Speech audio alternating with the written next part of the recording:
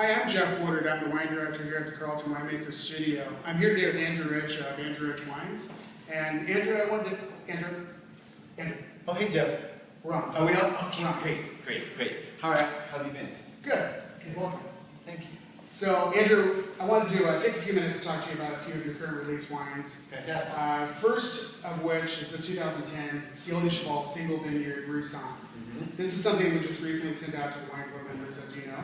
And I am getting a lot of questions about this varietal. It's kind of one of those obscure varietals that people don't hear. Questions like, what the heck is Roussan? What the heck is Roussan, and what do I do with it besides drink it? Well, drinking's a good start, but let me tell you a little bit about it. Okay. So Roussan's a grape that is primarily found in the Rhone Valley, so the south of France. Often it's blended, but this Roussan is 100%, and not only that, unlike our regular Columbia Valley bottling, this one is a single vineyard.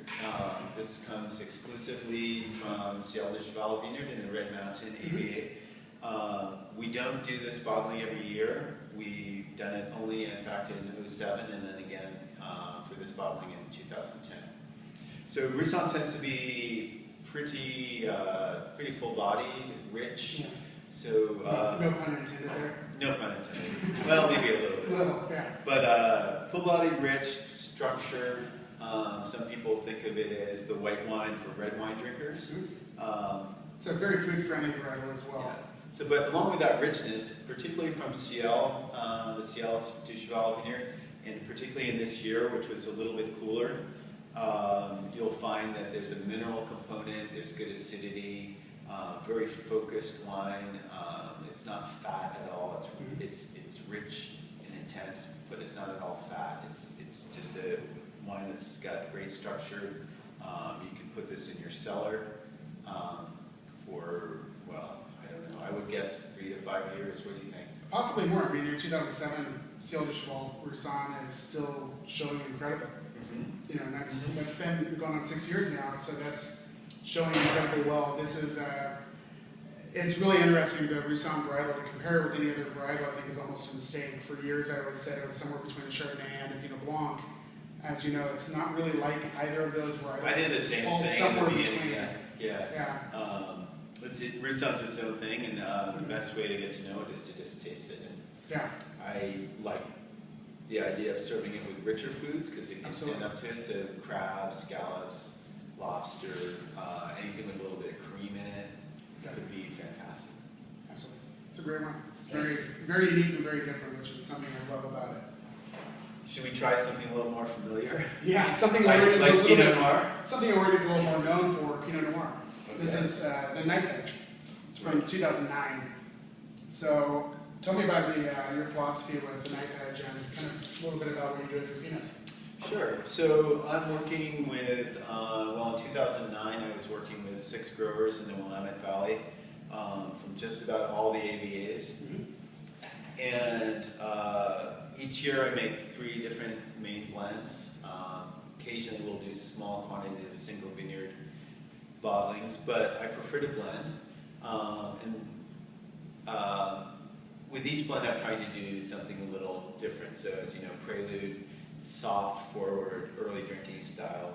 Verbatim, classic, what I would call my classic Willamette Valley. It's the one that's the most typical of the vintage, I think, and really showcases the northern Willamette terroir the best. For Knife Edge, I'm really selecting barrels that have the most structure in terms of acidity and tannin and that mid-palate density that I'm looking for. So sort of concentration, but without bigness, without weight.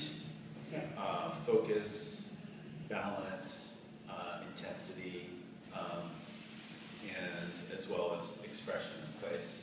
But this is the wine for me that it's got the most stuffing, if you will, and that can be cellared, has the most cellar potential. Absolutely. 2009 was a very warm year. This really showcases, I think, not only the cooler sites, but also more classic Oregon, because 09 was not, here in Oregon, it was not one of those classic years. It was a very warm, very hot year. Typically, you're going to see wines with higher alcohol and much less acid. This wine certainly has a really beautiful balance between the acidity and the fruit. it's not a big fruit bomb like a lot of wines That's right. can be from that vintage. And that's why for this bottling in particular, I was selecting barrels from just 3 sites that tend to give me, whether because they're naturally a little bit more tannic or higher in acid, or in one case, very, very high elevation site, so cooler with higher acidity, a little lower alcohol. Those were the barrels that were selected specifically for those characteristics that would lend themselves to a wine in this style. Yeah. So, yeah, that's tasting great. That's had some time in the bottle now, but I think you could put that in the cellar for another 5 years if you wanted to. Absolutely, but it is also very approachable right now, which I do love. The structure that it brings to the table right now, and also again the food bearing potentials with that. Certainly going to pair really well with a lot of bigger foods, but also all the way down to salmon or steelhead. It's not going to overpower. So the next wine we're going to try here, this is the 2010 Coup d'etat. Right. So Coup d'etat is my homage, if you will, to the wines of Châteauneuf-du-Pape. It's kind of meant to emulate those wines. So it's primarily Grenache, about 50%, and 35%, more or less, Mourvèdre, two of the great grapes of the southern Rhone Valley. And then the balance is a little under 20% Syrah. So the idea here is to make a wine that has some of those same characteristics. This, of course, is all from Columbia Valley, and in fact, these days, it's almost entirely from Ciel de Cheval, just like the Roussanne was. Yeah. So Red Mountain 88. I think to me the most appealing thing about this wine right now is its nose, and you get a beautiful spice right up front on the nose, and that certainly carries over on the palate. I would say that comes from the Grenache, and then like a cedary kind of tone on the nose from Mourvèdre. Yeah, and so dark fruits, a little hint of leather, definitely some notes of wild herbs, thyme, rosemary, and just very subtle, as well as the black pepper we were talking about. Yeah, you would maybe expect a little bit more on the red fruit, strawberry,